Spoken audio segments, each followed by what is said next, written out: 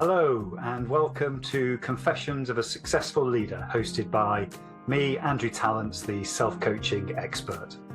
In each episode of the show, we hear the insightful confessions of a successful leader who wants to inspire others to live their professional and personal dreams. I am always keen to hear your feedback, particularly in relation to the kinds of leaders you would like me to invite onto the show in future. But for now, sit back, relax, and enjoy the rich insights from our special guest.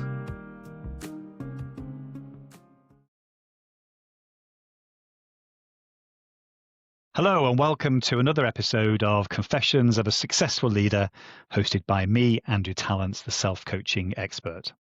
I'm delighted that Satya Roy has joined me in the studio today. Welcome, Satya.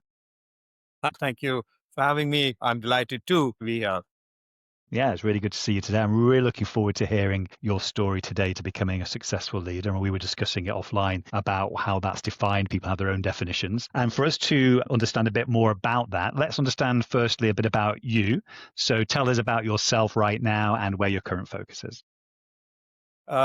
As we were talking, Andrew, and we left it at certain elements of what I'm doing now. So in the UK now, for the second time, I moved to the UK in 1999, and that time I used to work for Citibank. And then in 2006, I moved to, or rather, we as family moved to Dubai, and we were there for 10 years. So that was quite eventful. And then had an opportunity to come back to the UK in 2016. And so it's been 8 years since I've been in the UK. I'm by profession, I'm a banker, but of course, we'll get into the details of that. So Absolutely. And then when you're not working, what do you do when you're at the weekend or switching off to relax? What is it you do outside of work? I have several hobbies, and I do quite a bit. Of course, as one knows, in the UK, you have DIY, not just as a hobby, but you got to do it to continue to make things work at home. So that consumes a little bit of my time. The family is, of course, a very important part of my life. I've got 2 children, 1 wife, and 1 4-legged baby called Ella Bella Tingling Roy. And she's our 14-year-old Labrador retriever. So that keeps me busy. It's a reasonably big size garden that we have. So that is, of course, another hobby that we have, and several other outdoor hobbies like horse riding. I go fishing with some friends that I have, and we travel a lot. Yeah, cooking. There are quite a few things, And this isn't being judgmental, but and I know there are so many CEOs out there that don't have a life outside of work. So I'm really looking forward to hearing your rich story about what's led to this and the importance of balance for you. So let's go way back then. So I want to understand a little bit more about now your childhood upbringing, what kind of environment you grew up in, and the kind of role models you had around you to shape that early leadership style. Take us back. Yeah, I think I think I should say that I'm blessed and I'm very fortunate to have a pretty decent childhood. I can probably take it back to my great grandfather, who was an engineer in those days, and did well. So we are from a very working class family who have studied and worked. My grandfather, again, went to Presidency College in Calcutta, became a geologist, and moved around the Indian subcontinent, as one would know it. And this is before 1947. So he dug up mines, and he was trying to figure out and discovered a few things. Coming to my dad and myself, we lived in a place called Indore, which is in the central part of India. And it's almost a melting pot because it is in the center of India. It kind of connects various states. It's kind of landlocked, if you may, and connects with various other states. So whilst the family comes, one side of the family comes from Bengal, which is West Bengal and not Bangladesh, just a differentiation, a bit of it. And my mother's side of the family comes from Bombay, which is in Maharashtra, so the east and west. And I was born and brought up in Indore. So again, various cultures, different people have come to Indore, and most of it was also related to the school that I went to. So I was again lucky enough to go to a boarding school, which had a lot of people who came because the parents were either working class parents in different states and different cities, or they were abroad. So opened up a lot of things about what people can have as different colors, different cultures, different accents, different food habits. But being in a boarding school, which is an old fashioned, I mean, Eton and Harrow kind of a thing, if I can give that. No offense to Eton and Harrow. I can say that really is was what built me up as an individual. So, studies were important. I think education played an important role in our family, both from my mother's side and my father's side. But it was a very all-round kind of an nurturing that we got.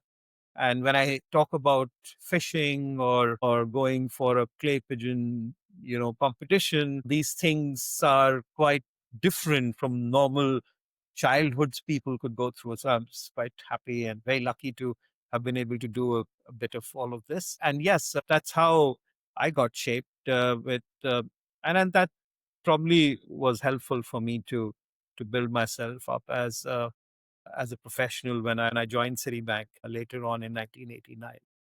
Super, and we'll come to that. I'm really interested as well. I don't know the answer to this question. Obviously, we don't prep beforehand, but what was the earliest age that you can remember having a dream about what you wanted to be when you grew up? So surprisingly, I never wanted to become a banker. Not surprisingly, I had no idea that I could sit at one place and look at numbers, or I would do the financing of loans or look at wealth. Ours was not a very rich family. We were well read, but it was not a very we didn't come from a very wealthy family. So wealth was not a big motivation for me, but I think what was a motivation for me is to be able to learn and look at the outside world. And foreign banks, when they came to India, and this is after the liberalization of the Indian economy by the then finance minister Manmohan Singh, that foreign banks or a few foreign companies became an attractive source of where you can be, because that can take you places. And I think in those days, that was an important bit for you to be able to learn and know things which is happening. I mean, there wasn't internet, as you know. So it was either through schooling, college, universities. So I could not study outside India at that time because it was too expensive. But I think one of the motivation was that if you were to go to a multinational company or a big bank like Citi or Barclays or Standard Chartered, these were some of the banks which were there in India. You could travel the world, and I think that was a motivation. I remember that, and I think one of the important bits was to also be able to meet people of a certain caliber, because then you can connect with them quite quickly. So I think that all of that, and I think right from day one, when I saw the building itself, and when I went for that interview, and I'll probably talk to you a little bit about that interview because it was very interesting. I think that itself was a big motivation, and that was my third interview just after my MBA. So some of those things kind of shaped my interest. Sure. Well, let's start there then. So I want to really lead into the interview and then maybe explain a little bit about your leadership style that was shaped by that early childhood in terms of maybe the first decade of working, and then we can go on to understanding how that changed over time. So yeah, tell us the story about the interview. So, I had done reasonably well to complete my MBA. It was a full-time MBA. I luckily got a scholarship, and this program was based on the Harvard Business School program, where you could also do a part-time job in the morning, and your course actually started off at in the afternoon at about 1 p.m., and it would carry on till about 6:37. So you could work from morning till lunchtime and then go to university. And I think that was a very important learning right at the beginning, that your day can start early. And if it starts early, then you can probably have more time to do more things. So that was one learning. I think the second bit was being able to be a bit more prepared in anything that you do. Even for this interview, I think I logged in about 45 minutes ahead of time just to get a feel of what this place was. So for my interview, I reached a little earlier, and it was in Mumbai. I had taken a very long bus journey, which is a 12-hour bus journey 2 days back, and it was pelting in Bombay. It was one of those bad Bombay rains where you had a waist deep water all over. I'm still managed to go for my interview a little early, and obviously, no one had been able to come to the bank to take the interview because it had rained so much. And I was probably the only one.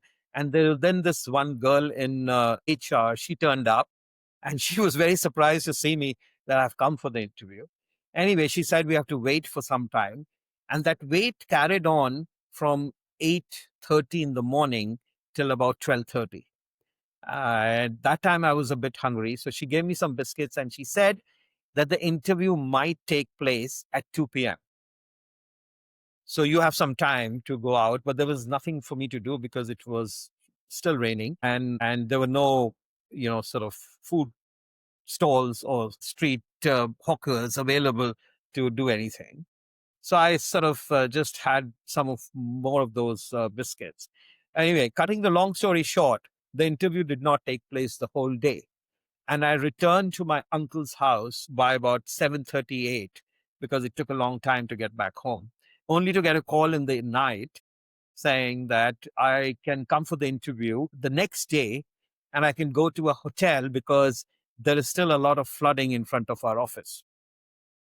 I reached the next day. And by the way, I had only one suit, and that was completely drenched. And my shoes were full of water. So it was quite a task for me to get dressed again. Anyway, I still made it for the interview. And this was in a hotel.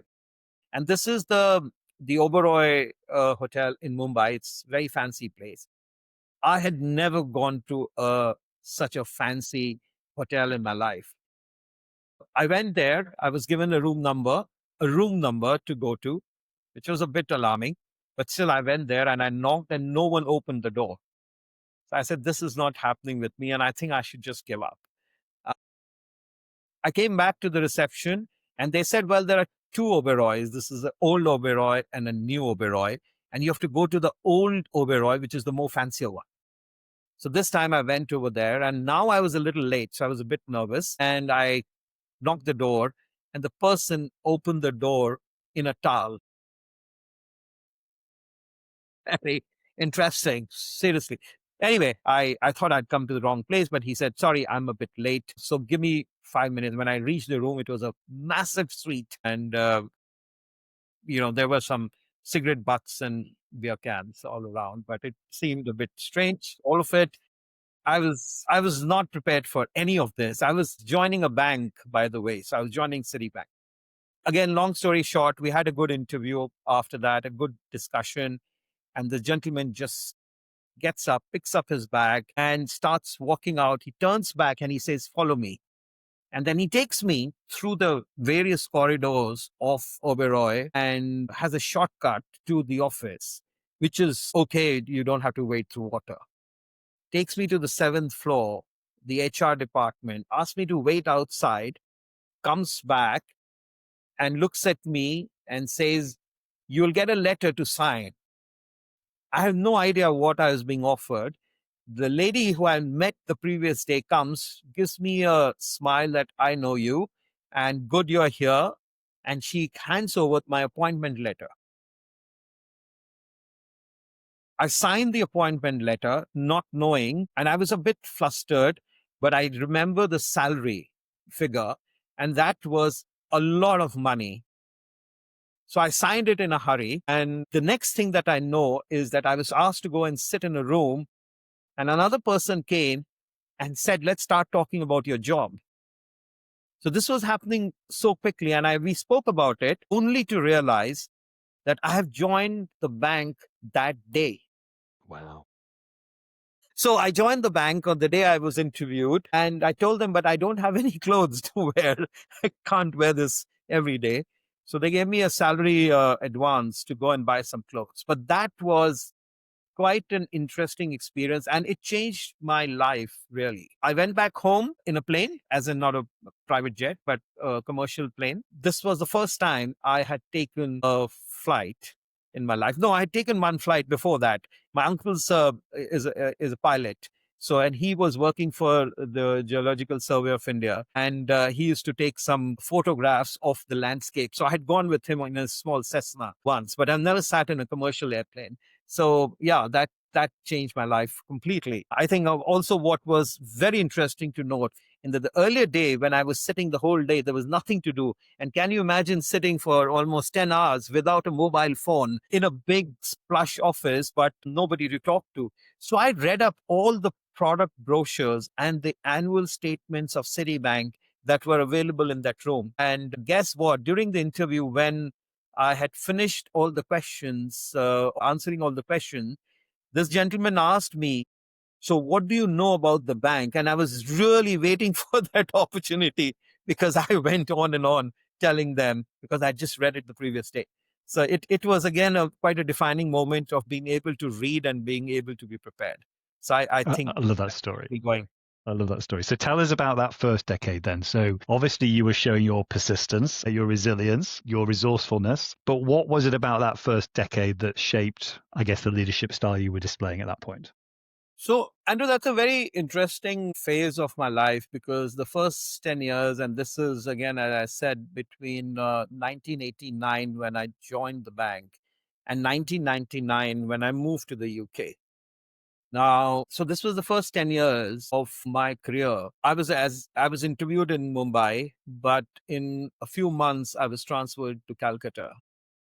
And I did, I think, 2, 3 different assignments during that. Positively, what really helped me is the ability for any firm or a company to take risks on people once they have interviewed that person, once the person has gone through some basic training, to be able to take a risk on that individual. So I think courage of the organization, the courage of a manager to take risks on individual is paramount. I think in today's world, we sort of hold back from giving everything to the person who has joined and we don't take that risk or don't take that call. I think that was one very big learning. On the negative side, I think what was a bit of a challenge for me was that working with a large multinational and Citi was by far the top 3 financial firms of the world, and at one time, probably the biggest market cap bank in the world. It was a bit of a challenge because I found that the level and the knowledge and the intellect of some of my peers was really high. I mean, we had people who had graduated from Yale and from Oxford and from, MIT and you name it, and many other very big institutes in India. I think that was a challenge, but I think that negative part of it being a challenge also became a little bit of an important bit for me that one needs to then look at the best and try to do your best. Great. And then I'm really interested now in terms of this trip to visit to the UK and that next stage of your life. So talk about post 99 and what happened there and what changed. So 99, we moved to the UK and there are, various things that happened for me to reach the UK. But so all was very well. I mean, I got transferred to the UK. We were given me and my wife, I was married by then. We were given a very nice furnished accommodation for a few months in central London. So everything was fine, only for me to realize that the group technology strategy had changed and we were looking for a different kind of a new system and new project management. And I was doing a project management role in the bank at that time to take shape, which meant that about 90% of the people in my department will be asked to leave because there was this big shift. And I think that was a big wake up call for me that, whilst you can do all these things, but there are bigger forces which you cannot control, and you can do everything you want. You can work your hardest, but you can reach a stage which is completely out of your hand and out of your control, and which meant that, your jobs could go. And I've been in the bank only for about 3 months in the UK. Luckily for me, there was some assignments which I had done in the previous 10 years, short-term assignment, which helped me. And that was the reason I was not in that 80% of the job losses that happened. And I carried on with the bank and stayed in the bank for the next 5, 6 years. Again, in those 5, 6 years that we were there, I moved from operations to audit, corporate audit, and from corporate audit to back into business. And I think these transitions were very useful because I think I realized that my core strengths were in meeting people, in talking about strategies, in taking on some difficult, courageous leadership roles, and in overall organizational skills. So I think it was better for me to move to the business than stay in sort of the second line of defense, which is either operations, or the third line of defense, which was audit. And I think that was a good stint. So yes, moving 3 different roles. And finally, that led to an opportunity which came up in Dubai in 2006. So before we move on to Dubai, how would you summarize how you'd adapted your approach to leading yourself and your projects and all the other things you had to show leadership in? How did that evolve during that 5 or 6 years? I would say one of the things that I had to adapt was, so in the first 10 years of your career, and especially in a large multinational where they teach you a lot, you have to be like a sponge to absorb a lot. I think in the next 5, 6 years in the UK, I probably honed into some of the skills that I had. I figured that, yes, I was personable and I could talk to people quite easily. I think I realized that I could take on difficult tasks and not get completely flustered. But I also learned that all those things that I have imbibed and learned can now be used. So, somewhat a shift where you just don't remain an absorber and a receiver, and then you start giving it back and start putting a little bit of not in an assertive way, but a bit of a positive way that, well, this is what you feel. Because I think that is a little bit of a age shift that also happens. I was in my sort of late 30s and early 40s during that period. So I think I realized that if I speak that, then it was important. And also in that audit role, I traveled the world. I went to so many parts of world with the bank, because these audits or these reviews were happening from, Fort Lauderdale to Singapore to Malaysia to various parts of the world, to the US. And that, I think, was quite useful to build a little bit of my confidence in being able to start imparting what you've learned. So that shift happened. And then the role that was there in Dubai was also sort of a role where I had to now become a manager, a director, to lead people rather than receive what was being told to me. So that bit of a shift happened in 2006. Excellent. So tell us about those early years, moving into that leadership role in a different country again, different environment. Really interesting time to go there, by the way, in terms of that timing. Just tell us about some of the early mistakes or the things that just happened around your early leadership time there. So I know, Andrew, that you've lived in Middle East and you know quite a lot about Middle East. So I have to be careful when I give my part of the story. But I think the important part of going to Dubai and moving from the UK is that suddenly people thought that here is some sort of an expert who has come, because you were obviously moving from a developed market to a developing market. So it brings in a bit of a challenge to you, because everybody is, if you say something, it kind of gets done. So it's a bit of a challenge and also a huge responsibility. We were trying to build the commercial bank in the Middle East, and that is what my role was. Because I was in the regional office in the UK looking after business development for 7, 8 markets. And this role was a P&L role line manager role to build a full-time business in the Middle East.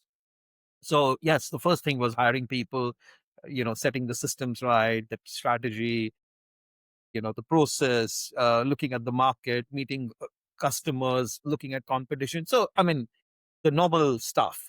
But I think what was interesting was the changing environment. And then, obviously, as we know, that 2008, the earlier of the 2008 was the big meltdown, the credit crisis, and the Lehman Brothers and everything. And then it was, I think, probably the biggest learning any banker could have got. And I don't think and I'll say this with caution, is that if you can live through a very big credit crisis like this and have the ability to learn and pick yourself up again. And I'm not trying to quote Rudyard Kipling in his poem, but if you are able to do that, I think you can definitely will be able to, learn a lot. And I think that was a massive amount of learning and teaching for me. So 2006 was great going to Dubai. A lot of things were happening. The real estate was on fire. Anything that you touched really became turned to gold, literally.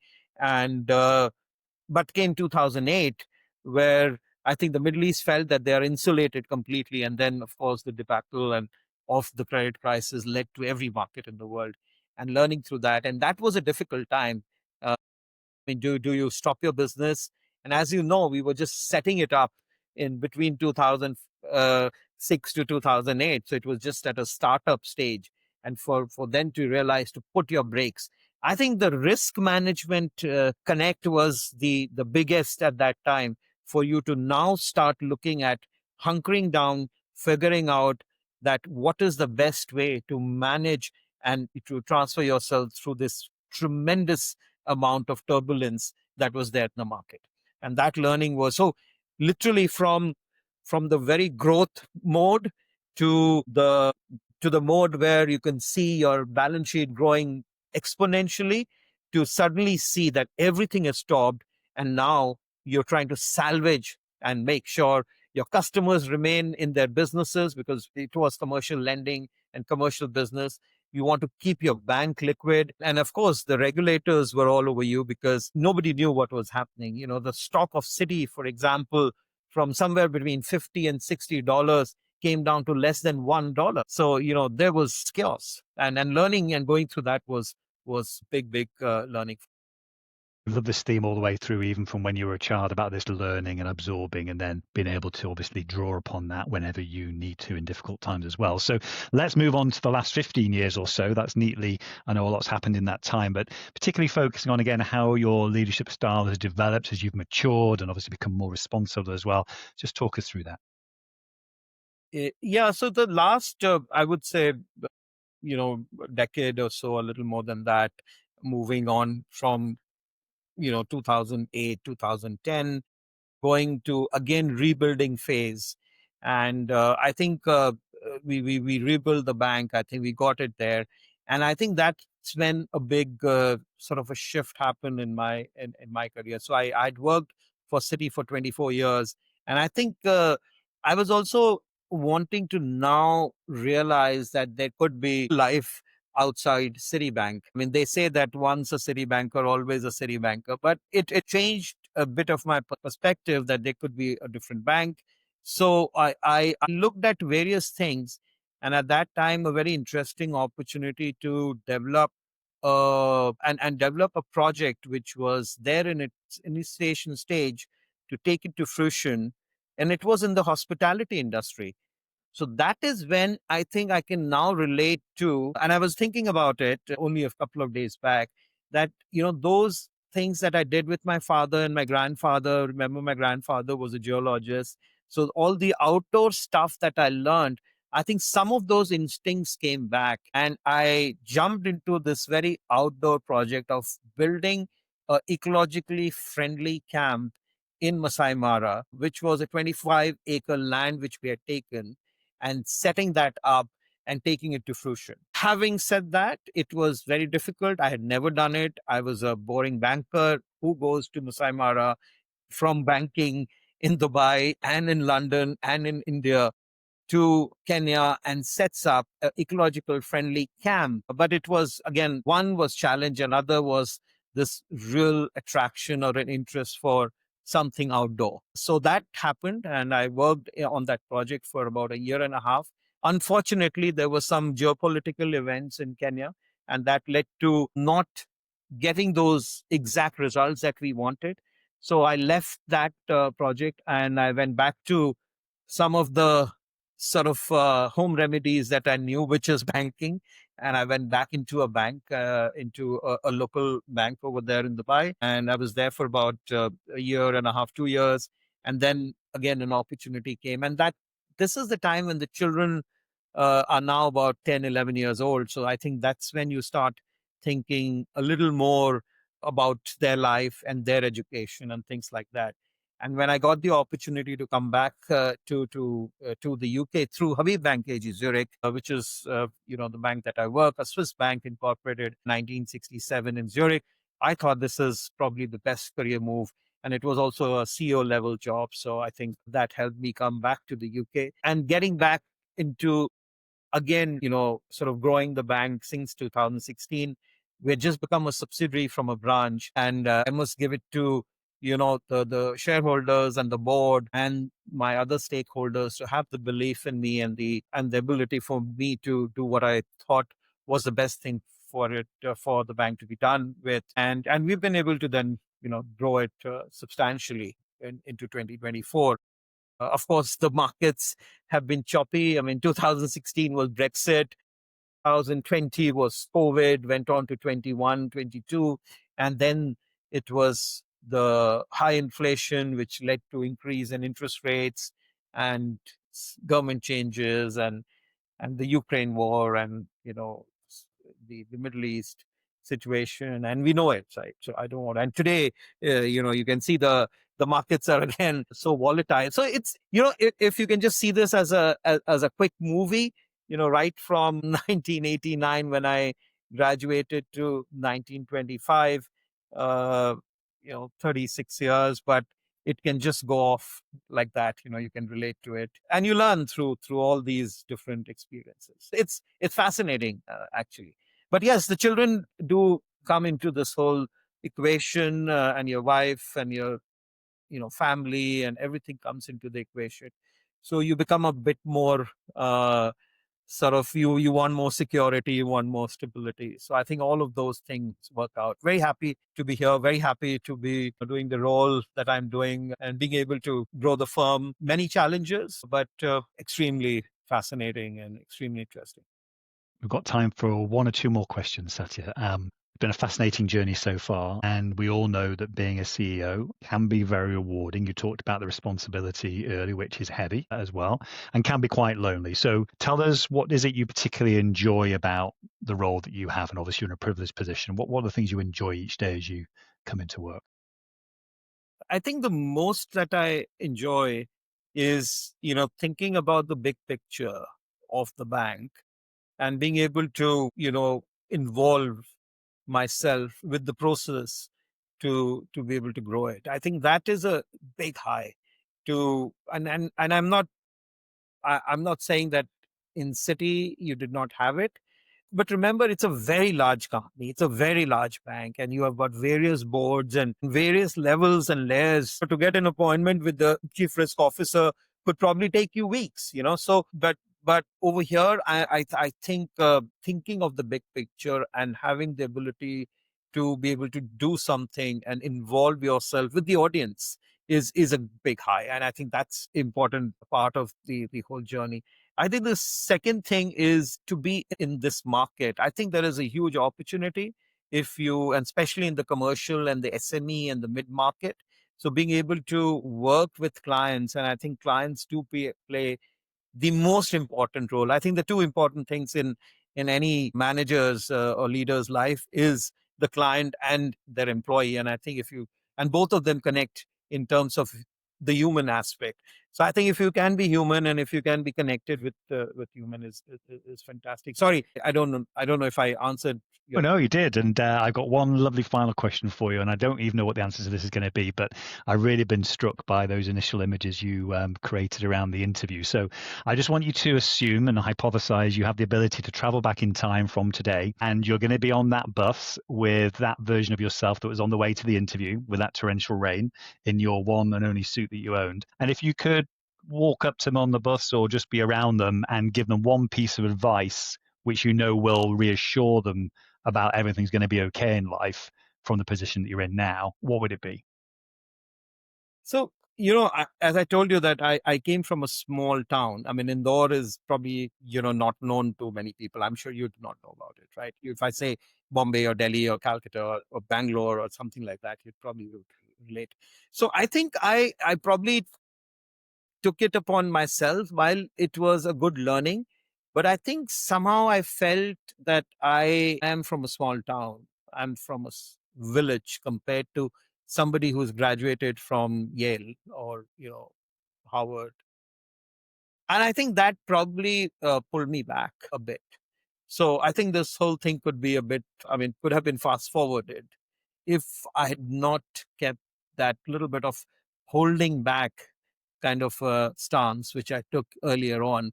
So, I'm just trying to take the cricket analogy. So once you sort of get used to the wicket, I think you should go out and play your game and play it in your style. So I think probably that's the way I can close it. I love that as a close. I really thank you for coming on the show today. Our listeners and the people that are watching this on YouTube would have learned a lot about, obviously, your background, the journey you've been on, and I really appreciate you spending the time with us today. Thank you, Satya. Thank you, Andrew. It was lovely to be here.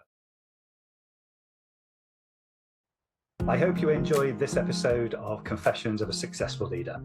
You can access all previous episodes of the show at confessionsofaSuccessfulLeader.com. If you are interested in finding out more about conscious leadership and self-coaching, just type in Andrew Tallents into LinkedIn or your favorite browser, and you'll find my contact details and all the content that you need. Until next time, don't forget to stay present, curious, and above all, conscious.